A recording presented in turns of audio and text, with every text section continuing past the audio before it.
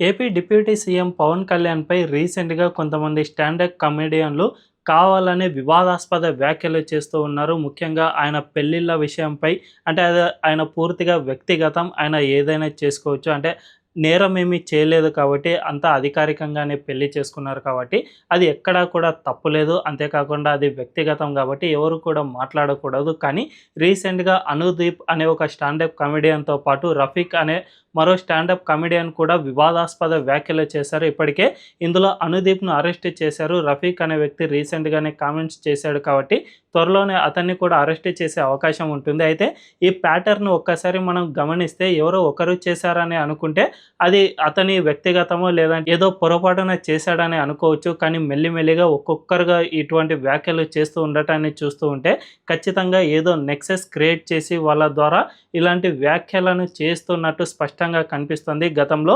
మునవ్వర్ ఫరూకీ కానీ లేదంటే కునాల్ కమ్రా ఇలాంటి స్టాండప్ కమెడియన్లు ఇలాంటి వివాదాస్పద వ్యాఖ్యలే చేశారు. తద్వారా యావత్ దేశవ్యాప్తంగా వీళ్ళపై పెద్ద ఎత్తున వ్యతిరేకత వచ్చింది కాబట్టి వీళ్ళ వెనక కొన్ని లెఫ్టిస్ట్ సంఘాలతో పాటు కాంగ్రెస్ పార్టీ ఇలాంటివి పని చేస్తూ వచ్చాయి. సో పవన్ కళ్యాణ్‌కు వ్యతిరేకంగా కూడా ఆయన ఎక్కువగా హిందూ ధర్మం ఇవన్నీ మాట్లాడుతూ ఉన్నారు కాబట్టి ఆయనకు వ్యతిరేకంగా ఏదైనా ఒక నెక్సెస్ క్రియేట్ చేసి ఇలాంటి వ్యాఖ్యలను చేయిస్తూ ఉన్నారా అనే అనుమానాలు కలుగుతూ ఉన్నాయి. మరి దీనిపై సమగ్ర విచారణ జరిపించాల్సిన అవసరం ఎంతైనా ఉందనే చెప్పుకోవచ్చు.